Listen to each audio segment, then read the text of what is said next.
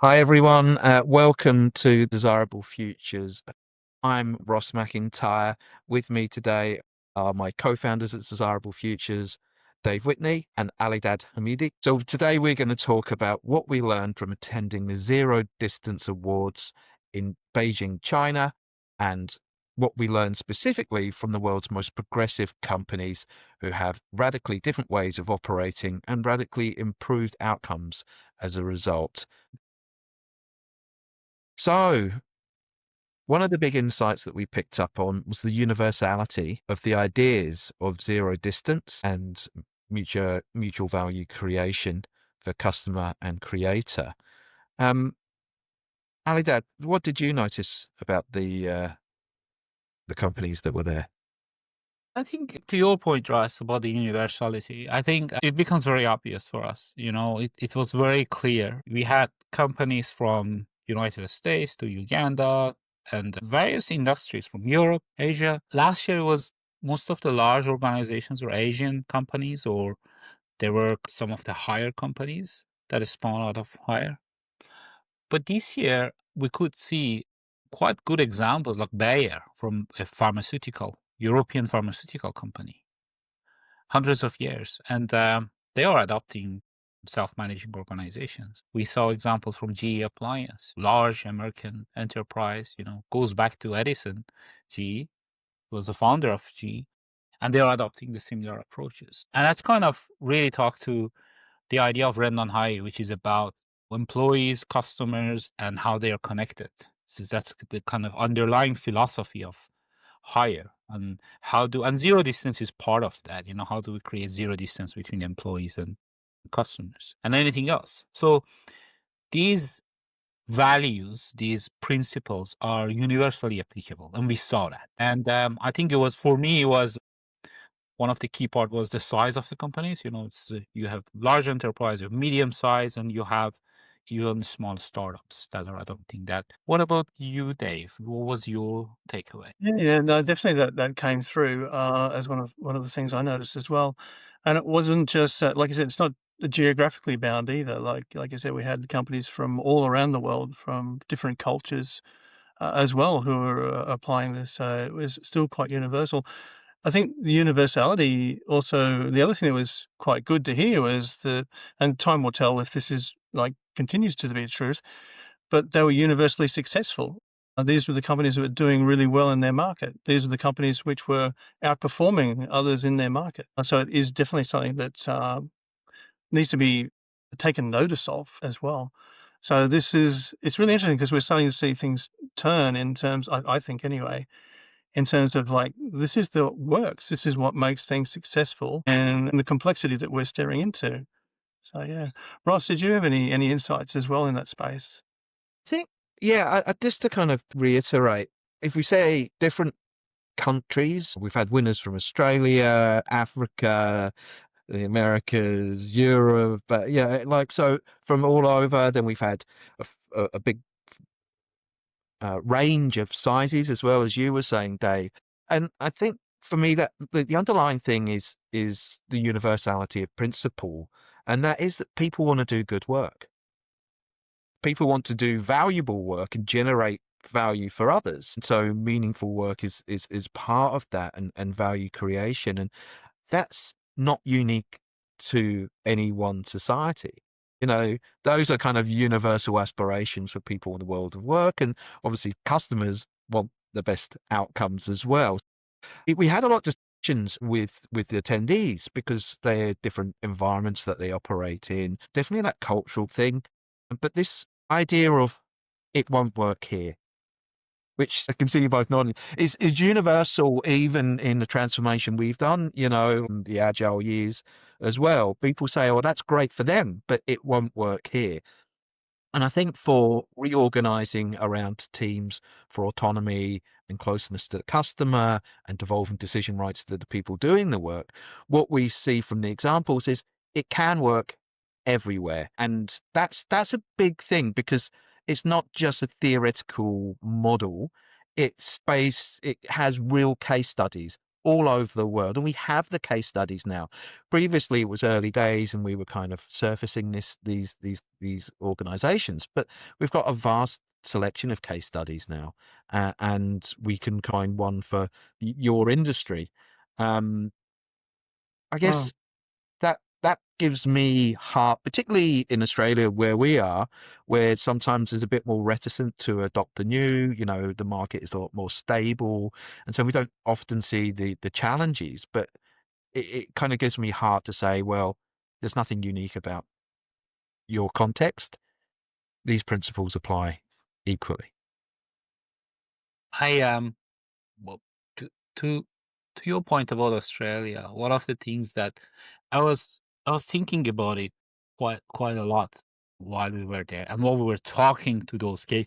These are not just case study for us; these are our friends now.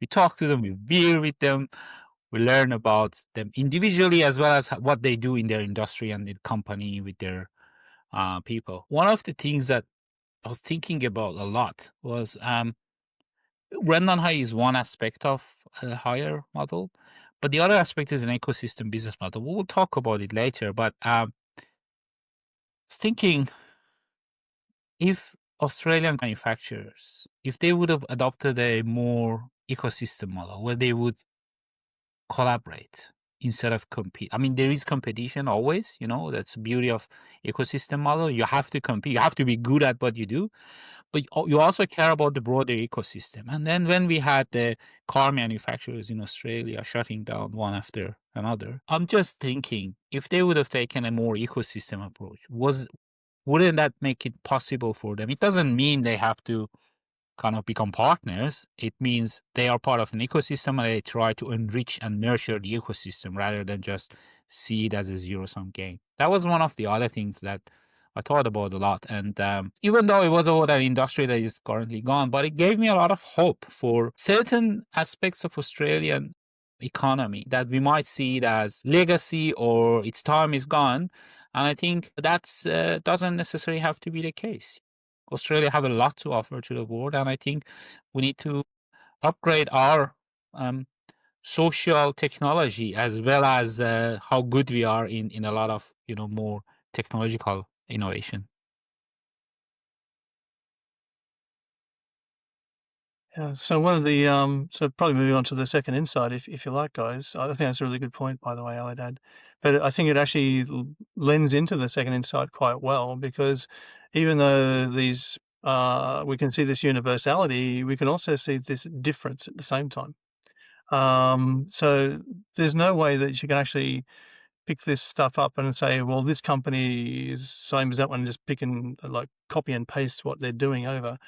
And this is the sort of thing that we definitely saw in almost everybody that got up on stage or talked to us, or that we sat down and shared beers or food with. Whilst there's this universality about how they apply about the principles, about the things that they take in, but it's also applied very differently in almost everywhere on everyone that we talk to as well.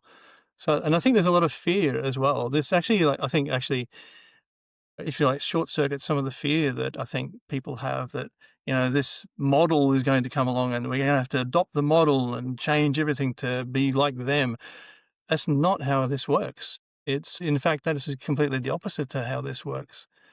It's you have these principles and you look at the circumstances that you have and you see how they might apply. So every company pretty much adopted those principles differently, okay?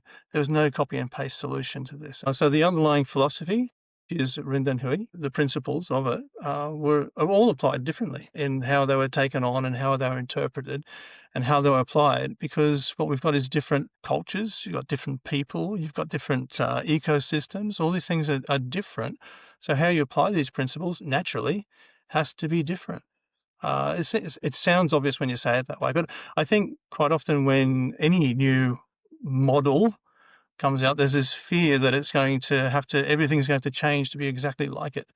And it's definitely what we've seen in the industries that we've been in, is this has led to, if you like, the weaknesses of these other transformations we've been part of historically, is it becomes like you say, sort of weakened by this idea of like applying a model rather than applying or learning from the principles.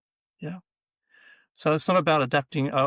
Sorry, it's not about adopting frameworks. It's definitely more so about understanding the principles and how they apply in context. Yeah. Uh, So yeah, go ahead, Ross. Sorry. oh well, yeah. I mean, I think you know, for people, we've all come from a transformation background, primarily beginning in IT, but then organizational wide, and we rode through that wave of agile, and that was a philosophy that became kind of ossified as a set of techniques or frameworks, and lost that connection to locality and individual decision making, and I think that probably led us on our journey to look into what does autonomy mean and how do organizations where people have autonomy work.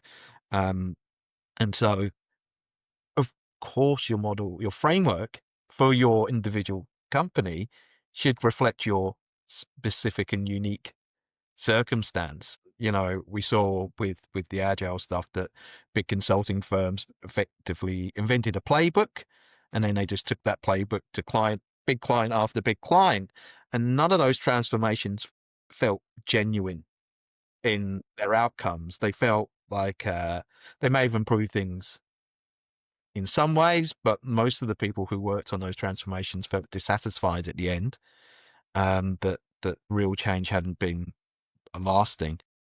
I think And that's I think also, framework Ross. Sorry. application. I think also, Ross, it took away their own ownership of the change. Mm. It's what happened there is like there was this like reliance on these experts coming in and telling us how to do it, rather than saying, well, what are the principles that we might apply and how might we apply them here and how might we sort of adapt rather than adopting something that's come from somewhere else. So yeah, so no one framework fits for everyone. We know that it has to be unique, both in terms of the challenges it faces, the circumstances and the environment that it sits in, and the people involved. Everything, all those things on their own are complex, and together, like, it has to be much more principle driven. I think this is good news for a lot of people who are listening to this. It's you might be thinking deeper that, oh, you don't want to become higher. They are a manufacturing company in China. You don't have to. That's the beauty of it. And we're not just saying it. So there's all of the examples and case studies that we have and we talk to. It's once you understand the principle, this does require a deeper understanding of the principles rather than just following a playbook. Then that is where, for example, we can help. But I think once you understand those principles, you can apply it to your circumstances. And I think that's just curious, Russ or Dave. We saw that in kind of a scaling agile a lot, what we call a scaling agile, where large enterprises wanted to adopt agile and agility. How was this different for you? I think it's inherent in the design of delegating the autonomy. And this is where, and for the viewers, we're Desirable Futures. We're big fans of open systems theory, which talks about this designing for autonomy as well. Um, I felt that the promise of Agile was autonomy for teams to make decisions. So whilst there was an improvement in structure around that, that was to support decision making by teams. But what actually happened was, whilst there was more clarity about cutting, shaping, and prioritizing the work, that the team's autonomy was removed as part of the scaling. And effectively, you had a program backlog or a list of initiatives at the highest level, which managers who were not directly working with customers would decide on, and these giant pieces of work would be then broken down and then allocated to the teams, and effectively they were left to prioritize whatever they were told to do. And so the autonomy was missing, and Yeah. that's absence in this model, because it's not about hierarchical control pushing decisions down. That the autonomy to decide what to do is coming from the teams, and that gives you innovation, it gives you opportunity, it gives people the chance to grow and flex their skills. But at the end of the day, the decision making comes from them. Now at Hire, it's super interesting because 100,000 people, manufacturing company, there needs to be coordination. So you're working towards common goals, and because everyone's reliant on each other. So rarely, very almost never, is anyone working in complete isolation. They have to work in an ecosystem, but it's defining your decision rights within those ecosystem that is the key to unlocking that value. That's a good lead into the third point. We talked about, obviously, the universality of it. We talked about, at the same time, that is universal. To your point, Dave, it's unique to your circumstances, which is a very interesting mix. But then, Ross, you were talking about the program backlog set by leadership team. So, Dave or Ross, in terms of what's the shift in the leadership mindset? Because when we talk about self-managing team, are we saying there's no leader, everything goes? And if not, what does it mean to the leaders? No, it's. I think Ross probably talked to this more so than I will, but it's definitely more about the shift. I think then, like Rod said, where do the decisions made when you're shifting these sorts of like this autonomy around the space, and this is usually a determining factor as to whether these transformations work or not. Are you actually changing anything?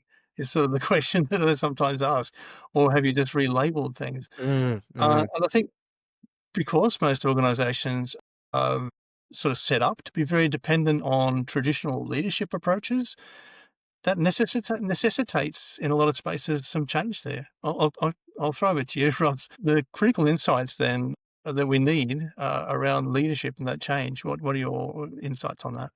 Yeah, well, yeah, thanks, Nick. Because I mean, first of all, the old wine in new bottles approach to transformation. Like I couldn't help but smile when you said that because that is often the experience of transformation. But I guess the thing for me about the leadership is I saw a survey of managers. It was an anonymous one. I'll have to look it up. But effectively, most managers think most managers don't do a good job. Was Yeah. the result of the survey. So that's according to managers. And I think that they're often put in an impossible decision. And I think even part of my maturity growing up from, a rebellious developer into, a good corporate team player has been maturity and empathy for other people and the challenges that they face. And many managers really face really testing circumstances. And that means that, often they're asked to impose things on teams from outside, that their teams are pushing back on them for things that senior management are pushing down on managers, and so they're already caught in a bind. And how much autonomy do they really have themselves to make decisions and to free the people under them? So it's a challenging role, and one of the key things about becoming a manager is often you're not supported into it. So if you had the experience of becoming a people leader or managing a department, you're good at a job and then you're thrown into the next one. And I've got a good friend who runs a company that specializes in supporting tech managers through that change, and that's within traditional models. So are we supporting managers enough in the traditional model? Well, now we're going to ask them to do something different, but it's probably more freeing. I think the challenge is building a model that supports autonomy for everyone. Now, we wouldn't need as many managers to coordinate because they're not gatekeepers, but managers have an important role in making sure the system works and supporting people. I think we see this in like the Senpo style framework is a great example about setting boundaries for action. What should the team do? How do managers help? But yeah, it's a really tough. You have to have empathy for them. But even in hire, which you got rid of like what 15,000 managerial positions, there are still coordinating roles. So the micro enterprises of 15 people or so, those individual teams, they are reliant on the ecosystem around them. And so they have the extended ecosystem and that has a manager, the EMC, which is the grouping of the micro enterprises. They have a manager to help steer direction and coordinate people. So I'm not saying it's get rid of managers, Like there is but it's a different type of management, and we want to give teams the responsibility for coordinating and setting direction. But someone's got to look after the system. Someone's got to ensure that coordination continues. Someone needs to be able to see the bigger picture. And so I think the shift in managers is about, how do I enable these people, these teams? How do I ensure that they have a bounded context so they know the decision rights, and that we give them, like the guardrail idea, that they know that they're free to operate and have decision rights within this context, but in a wider context, I can help, I can steer them, I can help them grow, I can unblock the systemic challenges. I'm going to look after the system that supports them. That's a lot, really. Alidad, do you have anything further on that?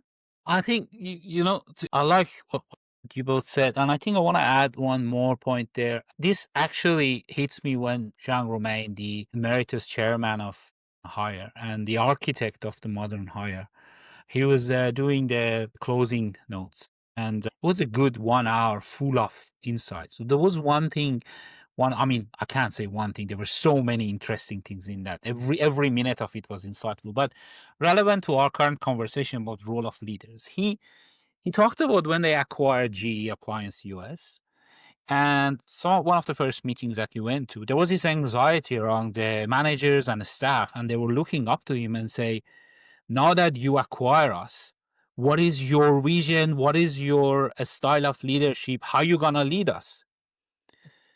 And Jean Romain stand there and said, I'm not gonna lead you in the tradition. I'm not gonna tell you what to do. I'm not your boss.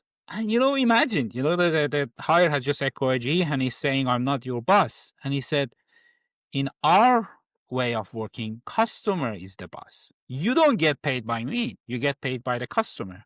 Then that begs the question, what is the role of leaders here? And I think this role of leaders are moving away from that, I need to know everything. I need to know better than everyone else. I have to have all the answers. To I'm comfortable with the ambiguity, because that's the nature of the markets, because we are trying to bring the market into our organization. But I'm also there as an architect of the enterprise. The role changed from leading vision, telling people what to do, coordinating, to it's almost again like a landscaper. I'm setting the right environment. I'm making sure that the right flowers are planted next to each other.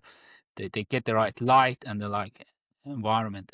This was one of the things that was interesting. Even Bayer, which is doing their approach is different, but philosophy is the same. One of the things about their DSO, or dynamic shared ownership, is they specifically talk about the leadership journey. And they have a model. I don't go too much into detail, but one of the key elements of that model was the leaders are now the architects, rather than, oh, I'm the visionary who everyone have to follow. We create this space, we hold this space. So it's not just the architect, though. They also have to have the ability to hold this space and feel comfortable with the ambiguity and let the breakthrough to come through. Right? Hold a space, hold tension, because sometimes teams need to get through the tension. And that's part of the Hire model. One of the differences that wasn't emphasized enough in HR, employees are entrepreneurs, which means they have ownership. They have to also feel comfortable with it's not just the leader that have to be comfortable. It's also the employees that have to be comfortable. So I suppose, and I think I just want to point out one example from a Danish company, HRon. It's a SaaS HR company. They have won several awards. They are very successful HR, kind of a digital HR company. They provide HR solutions. And the founder was a wonderful man called Ali Sevik. And he talked about the employee manifesto, where the leadership and the employees come together and wrote a manifesto and call it value-based management, which is the organization is led by the values they collectively believe in, rather than led by a single person or just a team of leaders. Those who created the space for employees to come together and come up with a manifesto were the leaders. And I think that's very critical. We're not saying though self-managing doesn't have leaders. A lot of leaders will emerge, but also it needs that initial leadership to make the shift. Yeah. So Yeah, that's super interesting. But leaders have to make the shift first, and maybe Dave, you've done a lot of kind of coaching in this area. But one thing I'd Yeah, yeah. say, this is one thing that really impressed me about the Semco style framework, was that they start with preparing fertile ground. And that means helping leaders understand what their role is. And I know we talked recently to a big company who was struggling with implementing a way of working where there was more autonomy for teams, and it was their managers that needed the support. Dave, what do you see in this space like when you're working with? Yeah, yeah. I mean, we've talked about it a fair bit, but I think leaders have the perception that they're like this atlas figure, that they have to carry the weight of the world on their shoulders, right? And if they don't, the world will fall and crash. That's not correct. So leaders have a responsibility, but the responsibility has to shift from carrying the weight to sharing it. It sounds really simple and trite, but that's sort of what it comes down to. But it's also the hardest thing to shift because we've got almost a century of like this hierarchical approach to leadership where the person at the top of the pyramid is holding the pyramid on their shoulders, to mix the metaphor a bit. But that's what really needs to change. It sounds really mean to say when we say this, but it's kind of true that the limit to the change is the leadership. It's quite often the thing that limits the change. So it's really hard, and I have a lot of empathy because you're swimming against a very strong tide quite often as a leader when you're changing that. Because especially I think in Australia, this is what we find is like there are definitely examples of great success of what we're talking about, but it's really hard because it's hard for people to swim against that. They see other leaders doing the traditional approaches, and they've been part of that for so long. So I think that shift is really hard. It's definitely possible. It's definitely, and it's sort of like inevitable in my mind as well. So the role is less about leading by carrying everything. It's learning how to uh, build others up to carry some of that weight as well, not all just on the one person, which we see all the time, even in smaller teams. Simple things like leadership within teams becoming the bottleneck because they have to review everything, have to sign everything off. It's just simple things like that. That doesn't always have to be massive change. These changes can happen in small parts, but it has to start to shift. Otherwise, we will be in the same place. I think the leadership will be in the same place. So yeah, but it's hard. And it's hard to let go. I mean, it kind of makes me think of when my wife goes on holiday and leaves me with the kids. She worries. She worries that we will be Yeah. unable to survive without all excellent organizing abilities. Like we managed to muddle through. But that idea that people need to be trusted to work through it, and that can be very uncomfortable for a leader to kind of step back. When I did some training in this area, and watching a team self-organize can be agonizing because it takes a long time for them to kind of get together and learn how to work together and what their dynamic is. But of course, when they get it, then managers go, well, what am I going to do? And you go, well, there's lots of stuff you can do. And I think from transformation work, I rarely meet a manager that's actually got time to do all the things they really want. So often they spend their time solving, putting out fires, solving tactical problems, getting down in there and kind of in this constant kind of drama state, not doing the future work that they want to do, no time to think, no time to do strategic planning, thinking about the skills mix they need in the future, changing technologies. So there's often loads of work that they could be doing about road mapping the future and guiding on the longer horizons, but they get sucked into that tactical work, which the team in many cases can pick up. I think it kind of draws us on slightly as well about how do you implement some of these ways of working? What changes?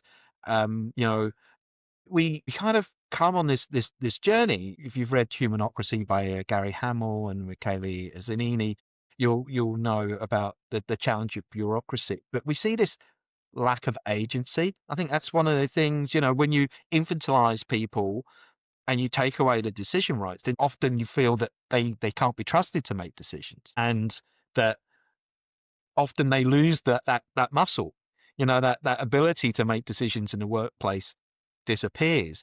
But Organizations that are drowning in bureaucracy, slow response times, they want good culture at scale, they want employees to own their outcomes, they want innovation and engagement. These are the challenges that they're going to have to face because the existing model that most of the organizations work through, they don't support these things. Yeah. Ali, like, I know you're super keen on the innovation side. What's the there? No, I think absolutely. When we talk about the implications, we hear a lot about people have really good intentions. They go back to the good old days when we were smaller. Everyone was contributing, everyone was taking ownership. We were responsive to customers. Customers love us. We didn't have any bureaucracy, and we had a great culture. And then the moment they start to grow, or maybe they are already a large organization, but when they were starting to grow, suddenly they think, oh, it's inevitable to lose that culture of ownership, being responsive, and having no bureaucracy. And I think, or sometimes they have heard from people that we talk to, they say, well, how do we grow but keep our culture? And Yes. I think what we saw was, I think this idea need to be part of the intentional design. A lot of design of the organizations currently are based on idea of hierarchy and bureaucracy, and people think it's inevitable. This is a social technology belonging to 100 years ago. It's industrial age, right? We know a lot better now. And I think if you want the culture to scale as well as your organization, I think you have to be intentional about the organizational design. You need to embed some of those ownership thinking from the very beginning. The people who do the work need to be involved in the creation and design of the work. It doesn't mean chaos, because one of the good things you mentioned, OST, open system theory, one of the good things about open system theory is it's got 60 years of proven methodology and approach as well. How do we involve people who do the work to design an enterprise that is skill responsive and nurture ownership? I think the other good news about it is with all of these cases that we saw, it's kind of proven. I was thinking to your point, Dave, about leaderships and how lonely it could feel when you feel you are swimming against the tide and everyone else taking a different approach.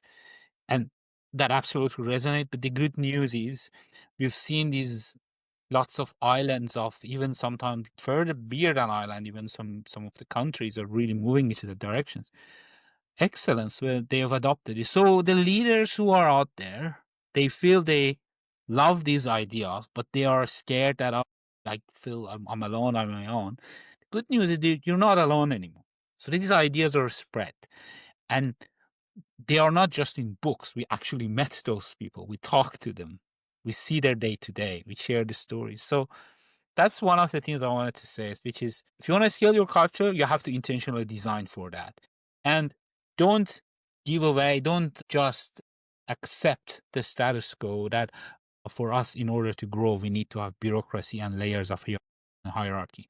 That was like 100 years old social technology. There are way better technologies now, social technologies or approaches now that that are out there. What about you, sort of, Dave? What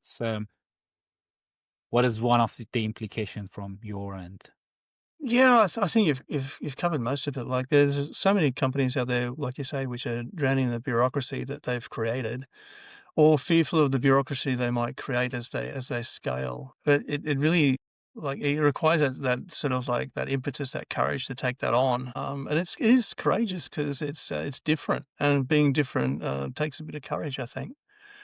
We've got lots of examples now of companies that have done it, both in Australia, around the world, different industries, different sizes of companies. It's like I think 2 years ago when we sort of like started out on this part of our journey, we had less examples. Now we've got bags of examples or bags of case studies that we can say, well, that's not quite true, right? So you don't have to drown in bureaucracy. There are other ways to do it. There are other companies that are in your same situation or have come from the same place you're in, relatively speaking, that have changed, that have done this. And it's definitely not about removing all the structure that you have, but changing it in ways that maybe make it more applicable to the circumstances that we're moving into, right? So it has to be about the right structure, definitely. Okay, but it Dave, has to be adaptive. I know you're Yeah, passionate about Bootstrap, and since you're yes. talking about examples, did you want to just briefly talk about in terms of not drowning in a bureaucracy? How is it actually possible? Because if you have an organization, I don't know, let's say with 10,000 people, you do Uh-huh. need layers of management. You do need rule books. You need Yeah, yeah. processes. You need structures. But I was just curious. So Yeah, Birdsong. yeah. So this is another one of the patterns that we know, right? Birdsong is a good example, and Hire has the same sort of thing. They have enabling mechanisms, right? They have what Birdsong has, the Birdsong Web, and Hire has Cosmoplat as examples. Where a lot of the Just for organizational our administration. listeners, so like Buurtzorg are a Dutch home nursing Yeah, company yeah, who have 16,000 nurses. They are the dominant provider of nursing care in the Netherlands. They've got 80% of the market, and the other 20% use their model. And now they're in 23 countries, but they have 160 odd back office staff. yeah, yeah. So, and there are no managers. Yeah, Yeah. just for context for people. So, sorry, can please go on, Dave. That's cool, mate. I assume sometimes that people know these companies and maybe they don't, but that's good to remind me of that. Um, yeah, so they have these enabling structures basically to make sure that the mechanisms for administration are in place, and they have to be, right? Yes, a lot of the administration moves to the team level in Birdsong. Okay, totally it does. But some things need to be centralized as well. Like how in Birdsong model they do central distribution of payments, even though the teams decide who gets paid what, there is central administration of pay, right? And it's necessary. It's a heavily regulated industry, like every industry in healthcare. So a lot of the things around the rules and the things that they need to follow and know about have to be centralized, right? They can't just make that stuff up, right? They've got to actually have some things which actually help them or enable them to act independently. And this is the key. It's not about centralizing it to control it. It's about centralizing it so that we enable the teams to be able to act independently. And there are some specializations still that happen within Birdsong, but they're quite few. There are definitely specializations still. I think one of the thing it does this kind of part of the conversation reminds me of our friends at Team Topologies. So hello to Team Topologies.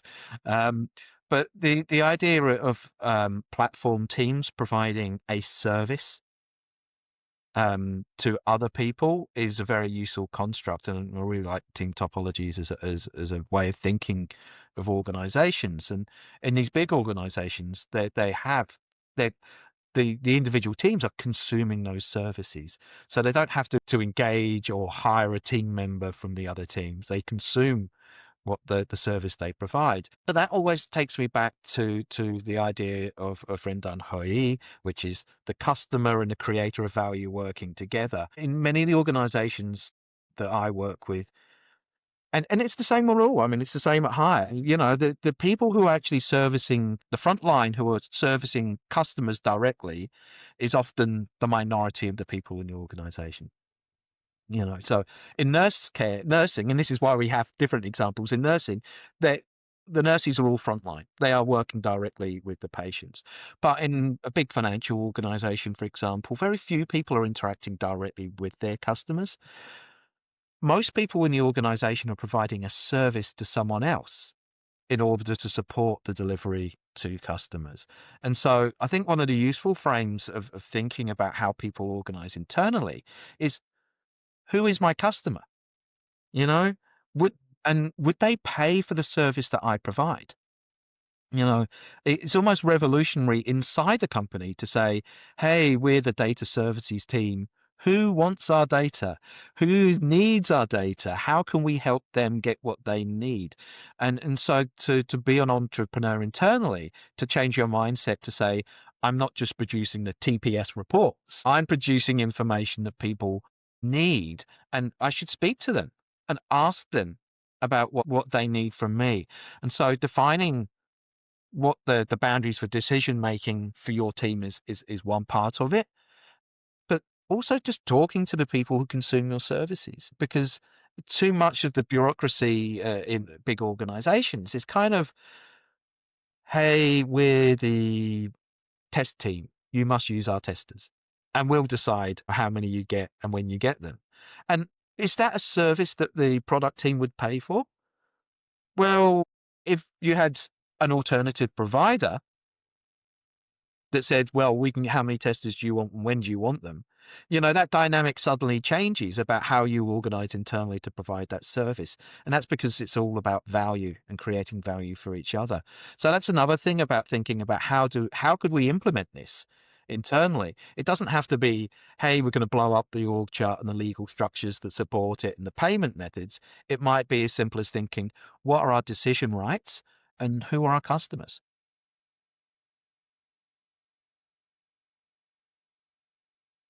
Brilliant.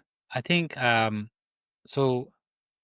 Before we move on, I think we want to probably close it off and think about what it means for desirable future. But are there any kind of signs that maybe they have a company or a leader, they have the intention and ambitions, but they are not ready? Like what are the kind of the first steps that really matters for this sort of transformation to happen or this shift to occur?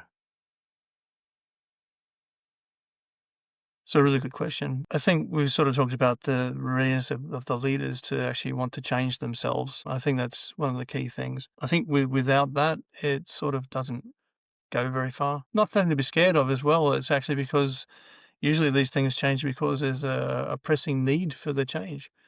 I think one of the reasons why we're seeing such innovation in the healthcare industry is because without it, we won't have one. So it's almost like, well, one of the key determining factors that this is going to be successful is that it has to happen or we will be out of business. It's not the only one, obviously. There's spaces for people to not have to be in crisis to be able to move to these spaces. It's unfortunate, right, that the crisis has to be there before things shift in a lot of spaces. But it doesn't have to be. The warning signs that they're not ready is probably that they're paying lip service to the change that they have to go through. It's probably the biggest warning sign. Like, change has to happen, but not to me. It's probably the biggest warning sign when you're going in. But that doesn't have to be scary. It actually should be quite liberating, because what you've got now, most good leaders can see might not be working soon. Things are changing quite rapidly. AI is enabling and making happen some of that change is both good and fearful. We're both a little bit afraid of it, and we know that it also can be used to maybe help us resolve some of these problems at the same time. First steps, Ross, what do you reckon? I think probably you've done a fair bit of work in the first step space as well. Yeah, I guess just before I dive straight into that, one of the most impactful things that I heard from Chairman Zhang of Hire, but more generally, well, was the need for humility, to be humble, and it's not about kind of bringing yourself down. It's about being comfortable saying, I don't know. And the reason that it's important is if you're going to go into new spaces and untested waters, that you will not know the answer. I think the the world, the pace of change is increasing constantly. And so we don't know the answer a lot of the time, but the organizations that thrive in uncertain times are comfortable enough saying that. And in work that I've done in big corporates, saying I don't know as a manager is an extraordinarily difficult thing. It's many cases it's been thought to say anything and be confident than accept the uncertainty. But these organizations learn and they grow, and they learn and grow into new spaces because they have the humility to say, we don't know, but we can learn together. And that was probably the biggest takeaway from the thing is if you're comfortable in saying, I don't know what this means or I don't know how to fix it, then you can partner with someone like Desirable Futures and we can say, well, we can help you learn what you need to do and how to do it. And that's the big thing. If you are at the space where you don't know and you're comfortable, then you can learn and grow with others. But if you think you know the answers, then it's not really worth engaging, because either you can do it by yourself, but in most cases you might know, but what you're getting, the outcome is is the result of that. So I think that the biggest trigger for change for me is when people acknowledge the difference between their aspiration and their reality. Because all managers will say that we want these healthy workplaces and we want engaged people and we want to grow the company and we want innovation and we respect our workers and we love our customers. But how does that show up? Because if there's a gap between your aspiration and your reality, then something needs to change. Ross, before we And move on, I want to point out something. You've done the Semco Style Expert certification and training, and you're actively involved with Semco Style Management Institute as well. One of the things I studied Semco as well. So one of the things that I liked about their approach, where as we were having conversation, is as first step is creating the fertile ground. It's human organizations are not like a factory or like a machine and you can crank it. You have to create that fertile ground. And that's, for me, that's also one of the initial signals that you might not be ready. If you just want to jump and I want to see the results tomorrow. I mean, you will see the result really fast by all means. All of the example we saw, they saw it for the scale of large organization, how fast they saw results, it was extraordinary. But they take the time to create that fertile ground. And I think it really, really, to Dave's point as well, start with a brave leadership. I mean, the rest of it will come, the organizational design, the pilots you have to do, maturing your thing, distributing decision making, changing your governance, all of that things will come. They are the work that needs to be done. It doesn't just happen. But I think that brave leadership, and as you pointed out, we can help you with that. We would absolutely deserve a future. We would love to help you to take the first steps and help you to see. I think that's a probably good lead into what does all of this means to desirable futures? What does it mean to us? So I think if we were to surmise the key insights, the three big insights from our trip to China, meeting all these amazing people and their awesome companies. Could you recap the three big ones? it's really, really quite simple. That there's a universality across all cultures and industries when they apply these principles. They are, I hate to say universally successful, but they seem to be having a greater sort of like a chance of being successful in what is a very changing space right now, very complex changing space. But with that, there's no single approach, right? There's no single framework. There's no cookie cutter approach to things. You have to adapt it to the context you're in, the people you're working with, your ecosystem, your industry, your culture. All of these things are really important to how you apply those principles, those universalities. And the last one is that it's got to be a change for the leaders, less so leading through like heroic action, although you need a bit of courage, definitely. But it's more about creating that space. Like Elliot says, we're creating a space for the company to grow, for your people to emerge and grow into. Because if you don't create that space for that leadership to emerge from your employees, then it just doesn't happen. You've got to really create that space. You've got to be very intentional about how you design for creating that space. Okay.